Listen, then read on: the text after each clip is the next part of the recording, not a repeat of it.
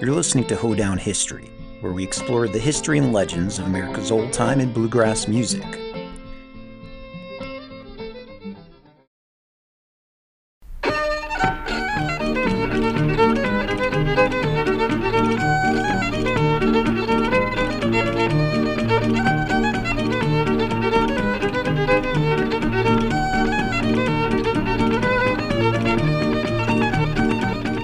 It's one of those charming and upbeat tunes that kind of just flows and swirls smoothly up and down in an intricate melody. It's a tune that's made its way into both the old-time and bluegrass repertoire, and it's even found in the Celtic tradition as well. And like my video on Whiskey Before Breakfast, this one too is a tune that is a cornerstone of Quebecois fiddling. So stick around because we'll explore the history of St. Anne's Reel. We'll listen to some of the first ever recordings and the people behind them. And we'll even discuss some theories of where both the title and the melody may have come from. So let's dive in.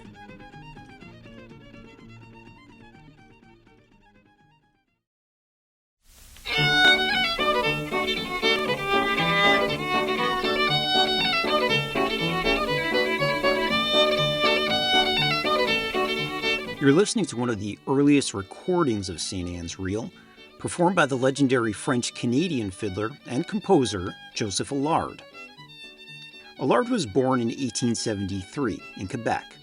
His father was also a fiddler, and when Joseph was 9 years old, his father began teaching him the instrument. When he was 16, he moved to the U.S. While he was in the States, Allard met with various Scottish and Irish musicians who taught him a number of the Celtic reels and jigs. During this time, he began entering and winning a number of fiddling contests, and he would continue to do so for the next 28 years throughout New England. In 1917, Allard returned to Canada and settled near Montreal when he was in his 40s, and he continued to play and win a number of contests in the Montreal area. By this time, Allard had developed a unique fiddling style, influenced by both French-Canadian as well as Irish and U.S. music. He was known throughout Quebec as the Prince of the Violoneux, a term derived from his supple and light bowing stroke and impressive finger dexterity. Around this time, Allard's repertoire was comprised of hundreds of folk melodies that he had picked up along the way, but he also eventually composed about 60 pieces of his own. Allard's biggest break would come in 1926, when he was one of 5 fiddlers to represent Quebec at a worldwide fiddling contest held in Lewiston, Maine. This was a huge event at the time, where more than 300 fiddlers from around the world competed for the $1,000 prize and gold cup. It was an event that was promoted in an effort to, quote, kill jazz, that was just then storming the music world. The contest was broken out into categories such as Irish Night, Scottish Night, American Night, and Canadian Night. Allard would wind up placing second, and from then on gained a reputation as one of the best fiddlers in eastern Canada and the northeastern U.S. His fame eventually landed him a recording contract with Victor's Bluebird label in 1928. And over the next 18 years, Allard made over 70 records, including 2 separate recordings in 1930 of St. Anne's Reel. Allard actually recorded the tune with 2 separate titles, one called Reel de Saint Anne and one entitled Reel de Eskimo, or the Eskimos' Reel.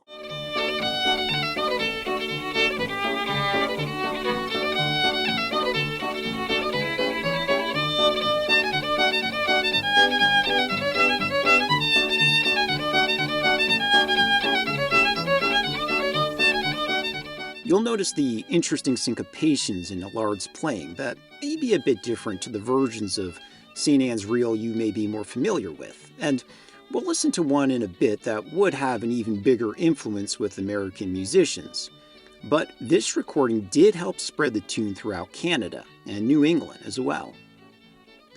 It's interesting to note that although Allard is one of the most important and legendary French-Canadian fiddlers of the early 20th century with a prolific number of recordings, he actually kind of lived in relative obscurity, working most of his life as a fisherman.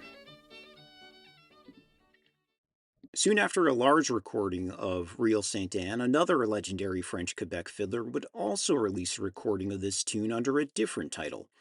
Isidore Soucy recorded about 600 pieces throughout his career, including Sainte Anne's Reel, under the title Reel Lune de Miel, or Honeymoon Reel, which was released right after Allard's recording. The tune continued to be somewhat popular throughout eastern Canada during this time, but would really take off a generation later, thanks to this man, Dom Massé.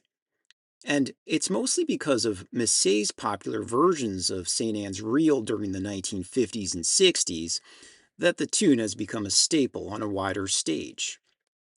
Massé was known for his popular radio and TV programs that aired throughout Canada.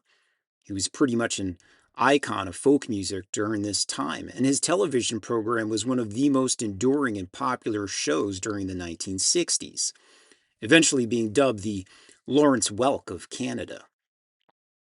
Dom Massé was born in 1909 in Tweedside, New Brunswick. He was the youngest of 11 children, raised in a family steeped in music. Family stories recount how, when Don was a young boy and his siblings would start playing music together, he was somewhat fascinated with the fiddle, and whenever he reached out a hand to grab the instrument, he would usually get a slap on the ear. When he was 5 years old, he recalled how his brother kept his fiddle in a locked case. But he eventually figured out when his brother wasn't around, he could just unscrew the hinges to remove the fiddle, and that's when he began practicing on his own. His mother eventually encouraged him to play, and she would hum the old-time tunes while he would try to figure out the fingering and bowing. Within a year, he was playing in public, and by the time he was 7, he was regularly playing at the local country dances. And he would continue to play throughout the southwestern New Brunswick area as a young boy. By the time he was a young man, he had amassed a repertoire of hundreds of reels, jigs, breakdowns, and other fiddle pieces, playing at many square and country dances, weddings, and parties. At age 16, he moved to Boston, Massachusetts, where he lived with an aunt. While there, he began taking formal violin lessons while working in a five and dime store. But the job didn't work out too well, and at one point, while working, Don had a nervous breakdown. So he moved back to New Brunswick in 1929. Soon after, he was able to land a spot at a local radio station with a band of studio musicians he had put together. He continued to play on the radio and tour throughout the Maritimes and New England during the 1930s with a handful of bands. By this time, he had become well known in New Brunswick as the leader of various old-time music groups. But he was always looking for something bigger. Eventually, his first big break would come in 1939 when he landed a job as director of music for a radio station in Charlottetown, Prince Edward Island, CFCY, playing old-time music with a band he had dubbed the Islanders. In addition to playing on the radio, the band would perform in person, touring the Maritimes, playing at numerous dances. Things were looking up for the group, but times were still a bit hard. Sometimes the band didn't even have enough money for gasoline to drive to the next gig. The band resorting to having to sell publicity pictures of themselves at each town just to get enough cash. But Don recalled these years fondly, saying, quote, "They were good times." By 1944, his radio show would get a big boost when it was picked up and aired nationally on CBC Radio. And this show was a big hit. Don Massé and his Islanders established themselves as the second most popular radio program on Canadian radio during the 1940s and on into the 1950s. And it would be around 1948 that Massé and his Islanders would issue a 78 RPM recording of St. Anne's Reel. And it's just great.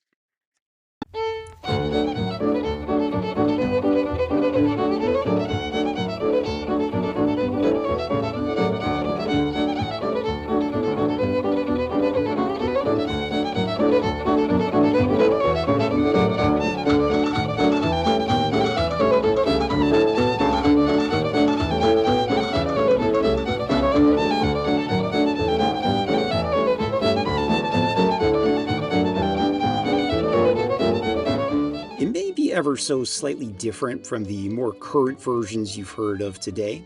And I'll play a recording that will pretty much lock it in for our modern festival version in America. But to do so, we need to see how this tune was popularized in the United States. Massey's music, which was broadcast via the big Canadian AM radio stations, could be heard not just throughout Canada, but also reached far into the United States as well. And while it's difficult to definitively confirm if St. Anne's Reel was in fact picked up through this radio airplay, it is commonly attributed as being a popular source at the time. And eventually the tune would be picked up and recorded by a U.S. musician who has been most credited for introducing and popularizing this tune in the States, namely the Nashville studio fiddler, Tommy Jackson. I've discussed Tommy Jackson before in my Cherokee Shuffle video, but I can't stress enough how influential his recordings were for musicians of traditional music in America during the 1950s and 60s. During these decades, if you wanted to learn a fiddle tune during this time, Jackson was your man.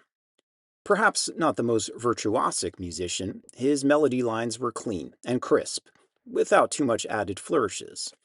His playing was easy to follow and imitate, and his recordings were picked up by many of the old-time and bluegrass players of this time.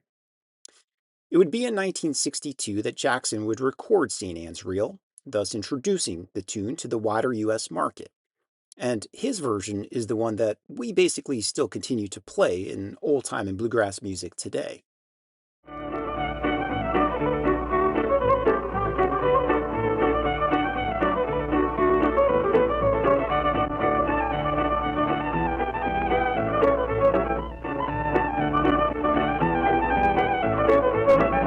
Jackson's version would eventually be copied and reinterpreted by countless numbers of American old-time and bluegrass bands in the following decades. And there are so many great versions out there. Here is a more recent live recording of Chris Thiele and friends performing St. Anne's Reel in 2019. And I just love this one so much. Chris just puts so much feeling and nuance into each and every note he plays.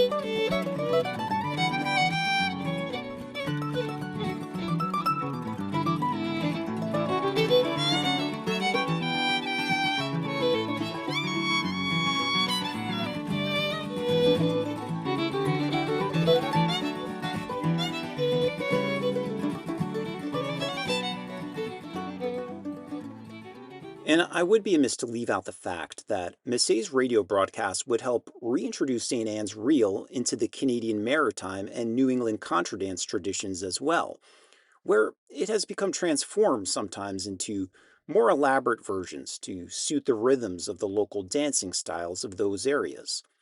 And here's a recording from a fiddler from Berry playing one of these more notey versions common to the Gaspé coast. And this one's so good, it just makes you want to tap your feet.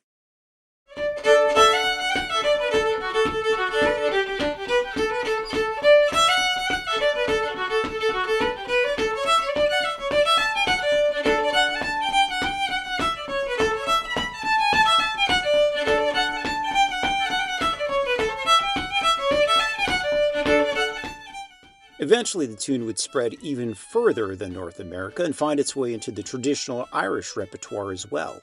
But before we listen to some Irish recordings, we should probably stay in Canada for a bit to discuss some of the mystery surrounding the title. There are a number of locations in eastern Canada that have been suggested as the source for our tune's title. Some believe that the tune is named after St. Anne's Bay in Nova Scotia, which is known for its deep-rooted Scottish Gaelic heritage. But others believe it's named after the bay in New Brunswick, where there is a French community located there called Besançon.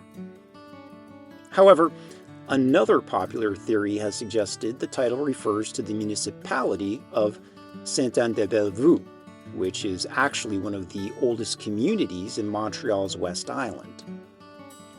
But regardless of the dispute surrounding the actual location, we can at least be certain that the tune's title ultimately refers to St. Anne herself, who was the mother of the Virgin Mary. The reason why there are so many locations named after St. Anne in Canada is due to the fact that she has been the patron saint of Quebec for some time. During the 16 and 1700s, many French-Canadian pioneers and settlers frequently appealed for her protection amidst the treacherous conditions of the St. Lawrence waterway. And I think the title is fitting, as the melody itself does have a certain more feminine and gentle character to it. So, while the location of the title's origin remains up for dispute, the source of the melody is also a bit of a mystery as well. But there are some interesting theories as to where parts of the tune may have come from. Part of the mystery surrounding the source for St. Anne's Reel lies in the fact that there are a number of tunes found in Ireland and the British Isles that have some remarkable similarities. But we don't know for certain if they predate it, or even if they're related to it. Some of these tunes may have been inspired by the French-Canadian versions, and some may have just been a coincidental similarity. Researchers have noted that the tune does have some affinity to some older primarily Irish reels, including the Factory Lass and the Homemade Reel.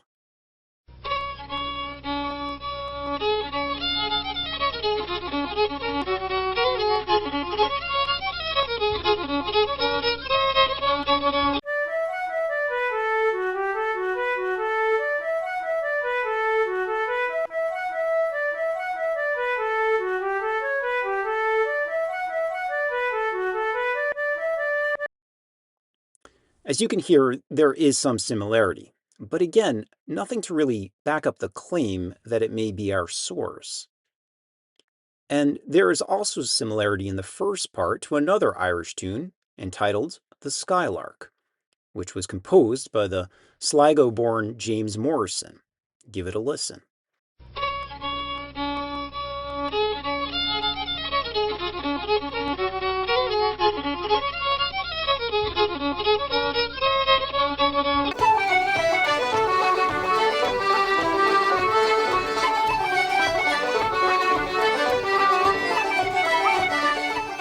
And others have suggested a similarity to another Irish tune entitled The Scholar. Here's a recording from the Irish bagpiper Tommy Reck.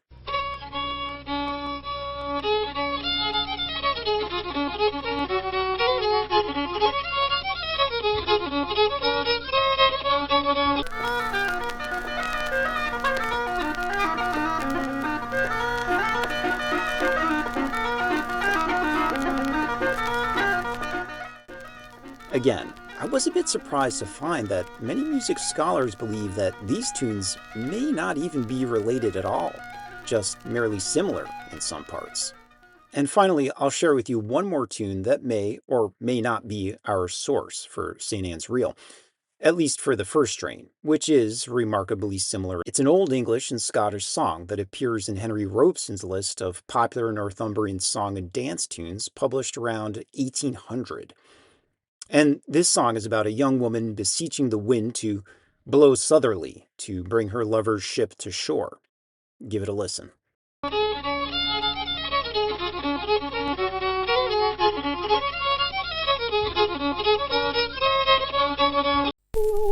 the wind southerly, southerly, southerly.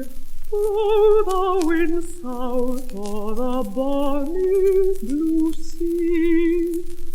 Blow the wind southerly, southerly, southerly. Blow, bonny breeze, my lover to me. Again, further research is needed to confirm if in fact this song is the original source for St. Anne's Reel, but it is a possibility. And apologies if every time you hear St. Anne's Reel now, you find yourself humming these lyrics in your head, because now I do.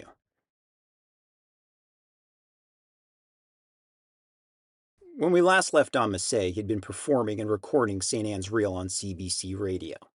The show was a hit, drawing more than 12,000 letters from fans throughout Canada, more than any other radio show on the air at the time, second only to The Happy Gang. In 1949, Don decided to take his band on the road and make a national tour.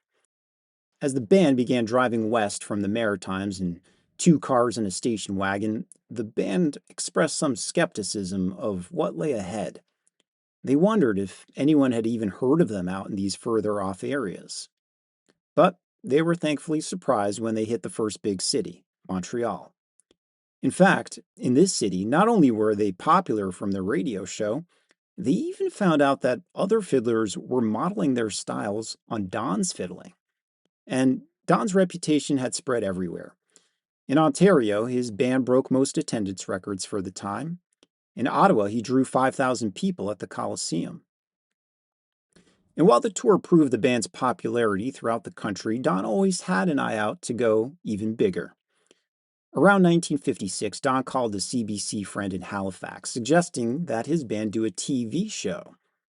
The TV producers accepted the offer, and Don remembered playing on television for the first time, in a later interview saying, quote, "It was a frightening time for all of us. The lights were so bright that we couldn't even see what was happening." The show turned out to be a hit, and eventually a deal was made in 1959 with CBC to have a permanent program for Don Massey and his band. This TV show, entitled Don Massey's Jubilee, was a huge hit and continued on TV for many years, reportedly becoming the second most watched television show in Canada during the 1960s, second only to, of course, Hockey Night in Canada. And I should probably note here that all this time, despite all of his fame and talent, Don Massey was always known as somewhat of a shy performer. In fact, he frequently preferred to have other members of the band take the spotlight. And you'll see what I mean in a second, because I'll leave you folks with a snippet of St. Anne's Reel as performed on Don Massey's Jubilee television show, and it's a classic. So that's all I got on St. Anne's Reel. Hope you all enjoyed this one, and thanks for listening. We go with St. Anne's Reel.